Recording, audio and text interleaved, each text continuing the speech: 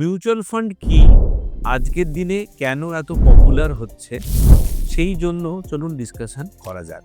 আমার আপনার মতো বিনিয়োগকারীদের অনেক বিনিয়োগকারীদের থেকে কালেক্টেড অ্যামাউন্ট নিয়ে একটা পুল অফ ফান্ড ক্রিয়েট করা হয়। সেই পুল অফ ফান্ডটা একজন experienced qualified fund manager manage করেন কোনো একটা এএমসির আন্ডারে, এবং তার উদ্দেশ্য থাকে আপনার আমার যে কালেক্টেড ফান্ড সেই ফান্ডটাকে ইনক্রিজ করানোর জন্য। এবং এই ফান্ড ম্যানেজারকে অ্যাসিস্ট করার জন্য তার টিমে অনেক অ্যানালিস্ট থাকেন, এবং তাকে গাইড করবার জন্য ওই এএমসির সিআইও মানে যিনি আরও প্রুডেন্ট বা অনেক এক্সপিরিয়েন্সড ফান্ড ম্যানেজার, তাকে বলা হয় চিফ ইনভেস্টমেন্ট অফিসার থাকে। তাহলে বুঝতে পারছেন মিউচুয়াল ফান্ডের যে ফান্ড ম্যানেজার রেসপন্সিবল বটে একটা ফান্ড ম্যানেজ করার জন্য। অনেক সময় একজনের একাধিক ফান্ড ম্যানেজার থাকতে পারে, এবং এই ফান্ড ম্যানেজাররা আবার সাপোর্ট পান তাদের টিমের মধ্যে থাকা ডিফারেন্ট সেক্টরের ডিফারেন্ট অ্যানালিস্ট, যারা প্রতিনিয়ত সেক্টর ওয়াইজ স্টকগুলোকে অ্যানালিসিস করে চলেছেন, এবং ওভারঅল গাইড পান আরও প্রুডেন্ট আরও এক্সপিরিয়েন্স যারা ফান্ড ম্যানেজার তাদের থেকে গাইডেড হয়। তাহলে একটা পুরো টিম ওয়ার্ক, এবং এই যে আমার আপনার থেকে কালেক্টেড পুল অফ মানি, সেই মানিটাকে ম্যানেজ করা হয়। সেগুলো আবার কিছু স্ট্যাচুটারি মানে যে রেগুলেটর আছেন security exchange board of India, তার কিছু সেট অফ রুলস মেনে, এবং স্কিমের কিছু প্রি ডিক্লেয়ার্ড কিছু সেট অফ রুলস মেনে, এবং এএমসির কিছু সেট অফ রুলস মেনে একজন ফান্ড ম্যানেজার বা একাধিক ফান্ড ম্যানেজারকে এই মিউচুয়াল ফান্ডটাকে ম্যানেজ করতে হয় for the betterment of our fund. এবার সবসময় ফান্ড ম্যানেজার কেন আপনার আমার বেটারমেন্টের জন্যই কাজ করবে, তার জন্য সেবি একটা বিউটিফুল রুলস অ্যান্ড রেগুলেশনস এনেছে যে এএমসির ইনকাম ডিপেন্ড করছে কত তার ফান্ডের অ্যামাউন্ট তার উপর। মানে আজকে যদি কেউ একজন 1,00,000 টাকা ইনভেস্টমেন্ট করে, তার থেকে এএমসি যা ইনকাম করবে সেই টাকাটা যদি মার্কেটে থ্রুয়ে ইনভেস্টমেন্ট করে 2,00,000 টাকা হয়ে যায়, এএমসির ইনকামও কিন্তু ডবল হবে। সিমিলারলি এএমসি ডিস্ট্রিবিউটারকেও কিন্তু সিমিলার প্রপোর্শনাল ম্যানারে শেয়ার করবেন। তার মানে সবার যে স্বার্থ সেটা কিন্তু ইন্টার রিলেটেড। তাহলে মিউচুয়াল ফান্ড বোঝাতে পারলাম।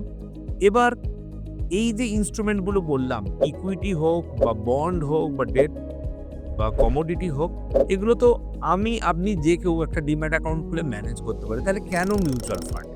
কারণ মিউচুয়াল ফান্ড হলো, বিশেষ করে এই যে ধরনের মিউচুয়াল ফান্ড ডিসকাশন করলাম, এই মিউচুয়াল ফান্ডটাকে বলা হয় অ্যাক্টিভ মিউচুয়াল ফান্ড। মানে ফান্ড ম্যানেজার এখানে অ্যাক্টিভ, আপনি প্যাসিভ। এগুলো আমাদের জন্য প্যাসিভ ইনকাম।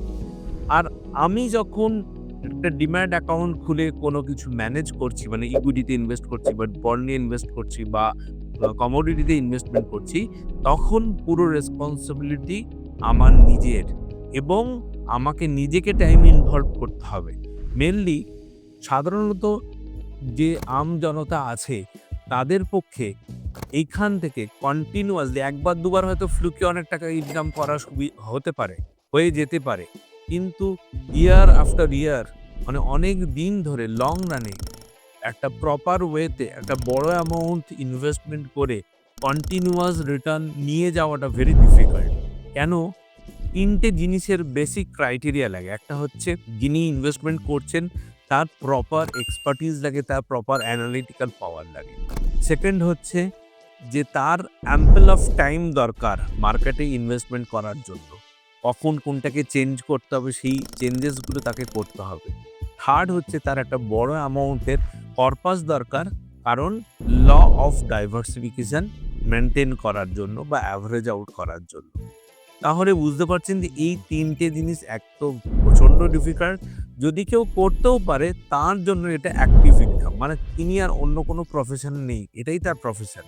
কিন্তু সাধারণ লোক সবাই তো আর ইনভেস্টার হন না। মানে যারা ডিম্যাটের থ্রু ইনভেস্টমেন্ট করেন, কেউ ডাক্তার আছেন, কেউ লয়ার আছেন, কেউ টিচার আছেন, ডিফারেন্ট প্রফেশনে আছেন, তাদের সেটা প্রফেশন, তাদের সেখানে এক্সপার্টিস আছে। তাহলে তাদের কি উপায় মার্কেট থেকে ইনকাম করার? তাদের জন্য রয়েছে মিউচুয়াল ফান্ড, যেটা তাদের জন্য passive way of income. Passive way of ইনকামের সুবিধা হচ্ছে আপনি একটা জায়গায় নিউমারাস নাম্বার অফ প্যাসিভ ইনভেস্টমেন্টের ওয়ে আপনি স্টার্ট করতে পারেন। তাই মিউচুয়াল ফান্ড আজকের দিনে এত পপুলার হচ্ছে। সবচেয়ে বড় কথা, মিউচুয়াল ফান্ড যেমন বললাম সেবি এবং এএমসির ডিফারেন্ট সেট অফ রুলস মেনে চলে এবং এই রুলসের যে মেন উদ্দেশ্য সেটা হচ্ছে ল অফ ডাইভার্সিফিকেশন। একজন ফান্ড ম্যানেজার যতই কোনো একটা পার্টিকুলার স্টকে বুলিশ হোক, সেখানে পুরো টাকা লাগাতে পারবেন না বা মেজর টাকা লাগাতে পারবেন না। কিছু তার ক্যাপিং আছে এবং এই রুলসগুলো ফলো করে হয় বলেই তার যে মিউচুয়াল ফান্ডের একটা অ্যাভারেজ রিটার্ন অলওয়েজ জেনারেট করা যায়। সেখানে খুব বেশিও রিটার্ন আপনি এক্সপেক্ট করতে পারবেন না, খুব লো রিটার্ন এক্সপেক্ট করতে পারবেন না। একটা সার্টেনটির জায়গা মোটামুটি আছে। যদিও এখানে বলে রাখা ভালো, মিউচুয়াল ফান্ডে অলওয়েজ বিনিয়োগ মানেই হচ্ছে বাজারগত ঝুঁকি সাপেক্ষ, কিন্তু সেই যে ঝুঁকি সেটা আমি ডিসকাশন করলাম একজন ইন্ডিভিজুয়াল যদি শেয়ার মার্কেটে বা বন্ডে ইনভেস্টমেন্ট করেন তার থেকে অনেক কম ঝুঁকি। কিন্তু মনে রাখবেন মিউচুয়াল ফান্ডেও ইনভেস্টমেন্ট বাজারগত ঝুঁকি সাপেক্ষ। বিনিয়োগ করবার আগে অবশ্যই সেই স্কিম রিলেটেড ডকুমেন্টস আপনি পড়ে নেবেন।